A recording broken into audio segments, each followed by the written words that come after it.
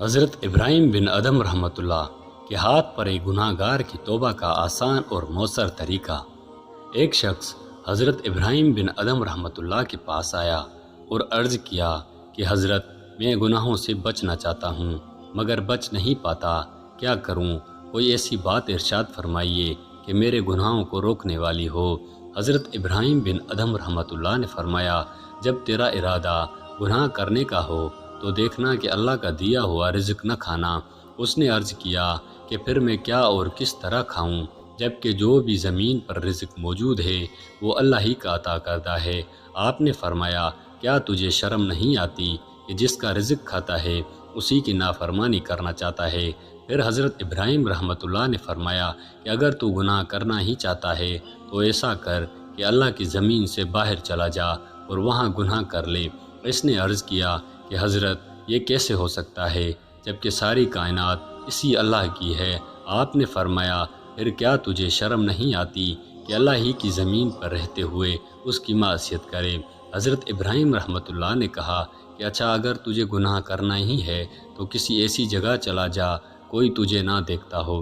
اس نے کہا، حضرت، یہ کیسے ہو سکتا ہے جبکہ وہ اللہ ہر وقت ہمارے ساتھ ہے؟ آپ نے فرمایا، کیا تجھے شرم نہیں آتی کہ خدا کے اس قدر قریب ہوتے ہوئے اس کی نافرمانی کرے؟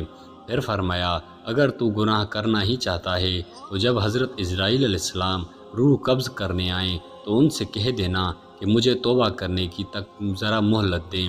اس نے کہا، یہ کیسے ہو سکتا ہے؟ حضرت ابراہیم نے فرمایا، پھر کیا تجھے شرم نہیں آتی کہ ملک الموت آئے اور تیری روح اس حال میں قبض کر لے کہ تو گناہ میں ہو؟ پھر فرمایا، اگر تو گناہ کرنے کا ارادہ رکھتا ہے تو ایسا کر، جب جہنم کے فرشتے زبان قیامت کے روز تجھے پکڑ کر جہنم میں لے جانا چاہیں تو ان سے یہ کہہ دینا کہ میں تمہارے ساتھ نہیں آؤں گا۔ اس نے عرض کیا کہ حضرت، کیا وہ مجھے چھوڑ دیں گے اور میری بات مان لیں گے؟ فرمایا کہ پھر تیری نجات کیسے ہوگی؟ کہنے لگا، اے ابراہیم، یہ نصیحت کافی ہے، میں توبہ کرتا ہوں اور عہد کرتا ہوں کہ کبھی گناہ نہیں کروں گا۔ ایک مرتبہ حضرت ابراہیم بن ادم رحمۃ اللہ کے والد حضرت ادم رحمت کا بخارا کے باغات کی طرف سے گزر ہوا۔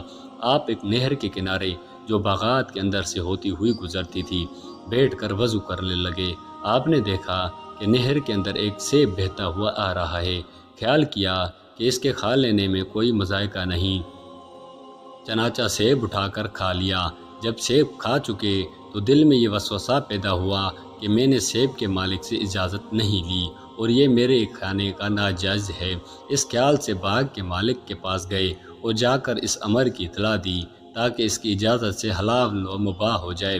چنانچہ باغ کے دروازے پر دستک دی جہاں سے یہ سیب آیا تھا۔ آواز سن کر ایک لڑکی باہر آئی۔ آپ نے اس سے کہا کہ میں باغ کے مالک سے ملنا چاہتا ہوں، اسے بھیج دیجیے۔ اس نے عرض کیا کہ وہ عورت ہے۔ آپ نے فرمایا کہ اچھا، اسے پوچھو کہ میں خود حاضر ہو جاؤں۔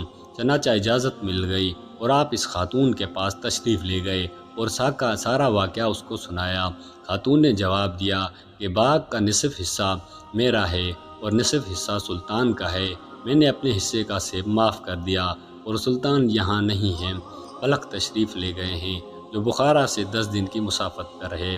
چنانچہ اس نے اپنا سیب کا نصف حصہ تو آپ کو معاف کر دیا، اب باقی رہا دوسرا نصف حصہ، اب اس سے معاف کروانے کے لیے بلخ تشریف لے گئے۔ جب وہاں پہنچے تو بادشاہ کی سواری جلوس کے ساتھ جا رہی تھی۔ اسی حالت میں نے اپنے سارے واقعے کی بادشاہ کو خبر کر دی اور نصف حصہ سیب کے معاف کرانے پر طالب ہوئے۔ بادشاہ نے فرمایا، اس وقت تو میں کچھ نہیں کہتا، کل میرے پاس تشریف لے آئیں، میں اس کے وقت کچھ کہہ دوں گا۔ بادشاہ کی ایک نہایت ہی خوبصورت، حسین و جمیل بیٹی تھی اور بہت سے شہزادوں کی طرف سے پیغام نکاح اس کے لیے آ چکے تھے، لیکن اس شہزادی کا باپ یعنی بادشاہ انکار کر دیا کرتا تھا کیونکہ بیٹی عبادت گزار اور نیکوں کاروں کو بہت پسند کرتی تھی۔ اس لیے اس کی یہ خواہش تھی کہ دنیا کے کسی مشہور زاہد سے ان کا نکاح ہو۔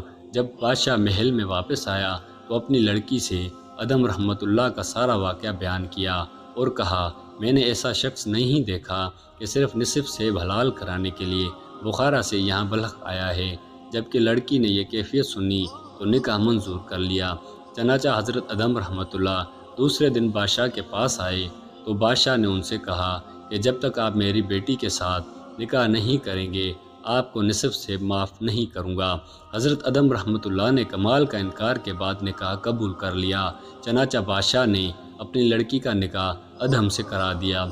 جب حضرت ادم رحمۃ اللہ خلوت میں اپنی بیوی کے پاس گئے تو دیکھا کہ لڑکی نہایت آراستہ و پیراستہ ہے اور وہ مکان بھی جہاں لڑکی کی تھی اس کے ساتھ مزین ہے۔ حضرت ادم رحمۃ اللہ ایک گوشہ میں جا کر نماز میں مصروف ہو گئے کہ حتیٰ کہ اس حالت میں صبح ہو گئی اور مطور 7 راتیں اسی طرح گزر گئیں، اور اب تک بادشاہ نے سیب کا نصف حصہ معاف نہیں کیا تھا۔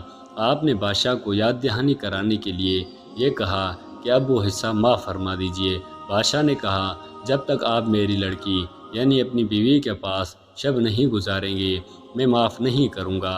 آخر کار شب ہوئی اور حضرت ادم رحمۃ اللہ بیوی کے ساتھ رات گزارنے پر مجبور ہوئے۔ اس کے بعد آپ نے طہارت حاصل کر کے نماز پڑھی، ایک چیخ ماری اور مسلح پر گر پڑے۔ لوگوں نے دیکھا تو حضرت ادم رحمۃ اللہ انتقال کر چکے تھے۔ بعد ازاں اس لڑکی کے بطن سے ادم رحمۃ اللہ کا ایک لڑکا پیدا ہوا اور وہ ابراہیم رحمۃ اللہ بن ادم تھا۔ چونکہ حضرت ابراہیم کے نانا بادشاہ کے پاس کوئی لڑکا نہ تھا، اسی وجہ سے بادشاہ کے بعد سلطنت حضرت ابراہیم رحمۃ اللہ بن ادم رحمۃ اللہ کو ملی۔ آپ رحمۃ اللہ کی سلطنت چھوڑنے کا واقعہ مشہور ہے اور اس کی اصل بھی یہی ہے۔ حضرت ابراہیم بن ادم اللہ نے مکہ مکرمہ میں ایک شخص سے کچھ کھجوریں خریدیں۔ اتفاقاً وہ کھجوریں ان کے پاؤں کے درمیان زمین پر گر پڑیں۔ انہوں نے یہ سوچ کر میری خریدی ہوئی کھجوروں میں گری ہوں گی زمین سے اٹھا کر کھا لیں اور پھر بیت المقدس تشریف لے گئے۔ وہاں آپ قبۃ الخضرا میں داخل ہوئے۔ لوگ تو چلے گئے، آپ تنہا وہاں رہ گئے۔ وہاں کا دستور یہ تھا کہ قبہ میں جو کوئی ہوتا اسے وہاں سے عصر سے پہلے نکال کر قبہ خالی کر دیا جاتا تھا تاکہ قبہ عصر کے بعد سے لے کر رات بھر فرشتوں کے لیے مخصوص رہے۔ چنانچہ منتظمین نے لوگوں کو قبہ سے نکال دیا۔ حضرت ابراہیم بن ادم چھپ گئے، لوگ انہیں نہ دیکھ سکے۔ اس طریقے سے رات بھر اس قبے کے اندر ہی رہے۔ رات کو فرشتے آئے تو بولے یہاں کوئی نبی آدم انسان معلوم ہوتا ہے۔ ان میں سے ایک نے کہا خراسانہ کے عابد حضرت ابراہیم بن ادم معلوم ہوتے ہیں۔ دوسرے نے کہا ہاں وہی ہیں۔ تیسرا بولا یہ وہی شخص ہے، ہر روز ان کے اعمال قبول ہو کر اوپر آسمان کی طرف چڑھتے ہیں۔ چوتھا بولا بات تو یہی ہے مگر 1 سال سے ان کی عبادت اوپر جانے سے موقوف ہو گئی ہے، اتنی مدت ان کی دعائیں بھی قبول نہیں ہوئیں۔ سبب ان کو وہ کھجوریں بنی ہیں جو انہوں نے مکہ مکرمہ میں اپنی سمجھ کر زمین سے اٹھا کر کھا لی تھی۔ پھر یہ فرشتے اپنی عبادت میں مشغول ہو گئے یہاں تک کہ صبح صادق ہو گئی۔ دربار آیا، اس نے قبہ کا دروازہ کھولا۔ ابراہیم بن ادم نکلے اور سیدھے مکہ مکرمہ تشریف لے گئے۔ وہاں پہنچ کر اسی دکاندار کے دروازے پر آئے، پھر دیکھا کہ ایک نوجوان کھجوریں بیچ رہا ہے۔ آپ نے اس سے پوچھا کہ پچھلے سال یہاں ایک بڑے میاں کھجوریں بیچتے تھے، وہ کہاں گئے؟ اس نے کہا وہ تو فوت ہو گئے۔ آپ نے اسے سارا قصہ سنایا۔ اس نے کہا ان دونوں کھجوروں میں اسے اپنا حصے میں نے معاف کر دیا، البتہ گھر پر میری ایک بہن اور والدہ ہیں، ان کا بھی حصہ ہے۔ آپ ان کے گھر تشریف لائے۔ ایک بڑی بھی لاٹھی سیب سہارا لیتی ہوئی باہر نکلی۔ آپ نے انہیں سلام کیا کہ بڑی بی بی، میں نے سلام کیا جواب دے کر پوچھا کیسے آنا ہوا؟ آپ نے انہیں بھی سارا قصہ سنایا۔ بڑی بی نے کہا میں نے بھی اپنا حصہ معاف کر دیا۔ پھر آپ نے اس کی بیٹی سے بھی اس کا حصہ معاف کرا لیا اور پھر بیت المقدس تشریف لے گئے اور اسی طرح قبہ میں داخل ہو کر رات گزاری۔ فرشتے آئے اور آپس میں کہنے لگے یہ ابراہیم بن ادم وہی ہیں جن کے 1 سال سے اعمال اوپر جانے سے موقوف ہو گئے تھے اور ان کی دعائیں بھی قبول نہیں ہوتی تھیں۔ اب چونکہ یہ کھجوریں معاف کرائے ہیں تو ان کے اعمال بھی قبول ہونے لگے ہیں اور دعائیں بھی، اور اللہ تعالیٰ نے انہیں ان کی درجہ کی طرف لٹا دیا۔ حضرت ابراہیم بن ادم یہ سن کر خوشی سے رو پڑے۔ 500 سال کی عبادت پانی کے ایک گلاس کے عوض ختم ہو گئی۔ حضرت جابر فرماتے ہیں کہ ایک دن حضور صلی اللہ علیہ وسلم مسجد میں تشریف لائے اور فرمایا کہ میرے پاس حضرت جبرائیل علیہ السلام تشریف لائے تھے۔ آپ نے فرمایا کہ یا رسول اللہ، کوئی بھی بندہ اللہ کی رحمت کے بغیر جنت میں داخل نہیں ہو سکتا۔ اس کے بعد جبرائیل نے بنی اسرائیل کے ایک عابد کا واقعہ سنایا۔ بنی اسرائیل کے ایک عابد نے اپنے شہر سے الگ ہو کر صرف عبادت کے لیے ایک جگہ کا انتخاب کیا اور آبادی سے دور پہاڑوں میں اپنا ایک ٹھکانہ بنا لیا۔ سب سے الگ اور اس زمانے میں رہبانیت بھی تھی۔ اہل و عیال اور تمام رشتہ داروں سے کٹ کر لوگ عبادتوں میں لگ جاتے تھے، لیکن اسلام میں یہ چیزیں نہیں ہیں۔ بیوی بچوں کے حقوق ادا کرو، رشتہ داروں کے حقوق ادا کرو، پڑوسیوں کے حقوق ادا کرو، سب کے حقوق کو ادا کرتے ہوئے اللہ کی عبادت کرو۔ تو پچھلی امتوں میں یہ تھا کہ اگر اللہ کا قرب حاصل کرنا ہے تو سب سے کٹ کر عبادتوں میں لگ جاتے تھے۔ تو جبرائیل نے حضور صلی اللہ علیہ وسلم سے فرمایا کہ ایک عابد نے پہاڑوں میں جا کر اپنا ٹھکانہ بنا لیا اور عبادتوں میں لگ گیا۔ اس زمانے میں لوگوں کی عمریں بھی بہت زیادہ ہوتی تھیں۔ وہ عبادت میں لگا رہا۔ اللہ تعالیٰ نے اپنے فضل سے اسے کے کھانے کا انتظام کر دیا۔ پہاڑی میں ایک چشمہ جاری فرما دی اور یہ ہوا کہ انار کا ایک درخت وہاں اگ گیا۔ جب یہ شخص عبادت سے فارغ ہوتا تو درخت سے ایک انار لیتا، وہ چشمے سے پانی پی کر عبادت میں لگ جاتا۔ بڑے طویل عرصے تک وہ لگے رہا اور لمبے لمبے سجدے کرتا رہا، سجدہ ہی میں اپنا پورا وقت گزارتا رہا، یہاں تک کہ ایک روایت میں آتا ہے کہ یہ سلسلہ 500 سال تک چلتا رہا۔ معمولی بات ہے، آدمی 500 سال تک عبادت کرتا رہا، سب سے کٹ کر اس کو سجدہ شکر کے علاوہ کوئی کام نہیں۔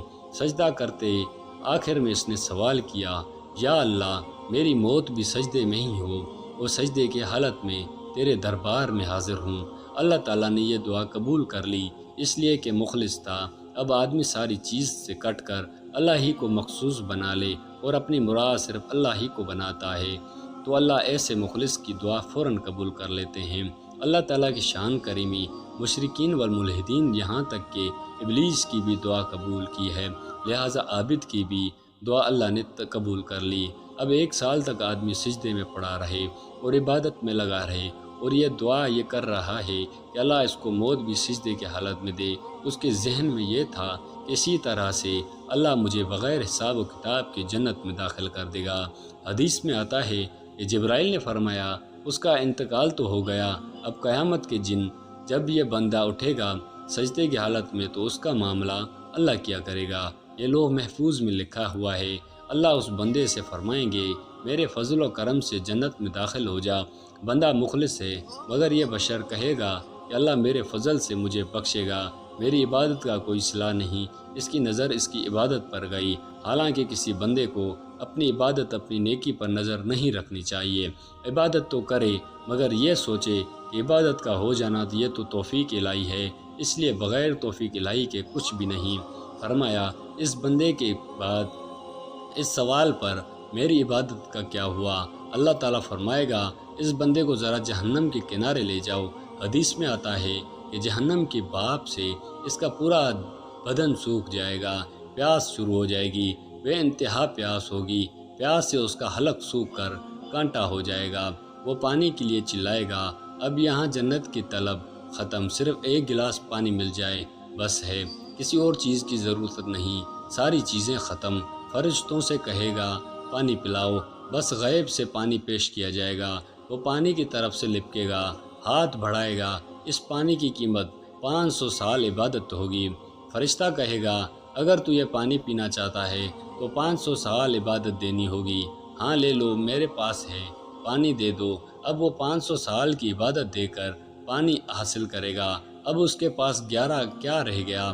کچھ بھی نہیں، جو تھا وہ ختم ہو گیا۔ اب اللہ تعالیٰ کی طرف سے سوال ہوگا تیری جو 500 سال کی عبادت تھی وہ پانی کے غلاس کے عوض ختم ہو گئی، جو تو نے ہمارے انار کھائے، چشمے کا پانی پیا، اس کا کیا ہوگا؟ اس کا کیا حق ادا تو کرے گا؟ اس کے پاس کوئی جواب نزل سے اللہ ہم کو نوازتے ہیں، اس کا کوئی ہم سے ادا نہیں ہوتا، یہ محض اس کے فضل سے ہو رہا ہے، ان کی رحمت و فضل کرم سے ہم کھاتے پیتے ہیں، سوتے جاگتے ہیں۔ کتنے لوگ ایسے ہیں جن کو زبان نہیں، کتنے کو پیٹ کی تکلیف ہے، کچھ نہیں کھا سکتے۔ یہ تو نعمتیں جو اللہ کا اپنے بندوں کو دینا اور بندوں کو اس کا استعمال کرنا، یہ محض اس کا افضل ہے۔ اب اتنی عبادت کرنے کے بعد بے سر و سامان رہ جائے گا۔ حق تعالی شانوں کی طرف سے بارہا سوال ہوگا، بول کیا حق ہے، کیا دیتا ہے؟ اب اس کی زبان سے ادا ہوگا، اے اللہ تو اپنے کرم و فضل سے مجھے جنت میں داخل فرما، میرے پاس کچھ بھی نہیں ہے۔ تب حق تعالی شانہ فرمائیں گے، اب تو راستے پر آیا۔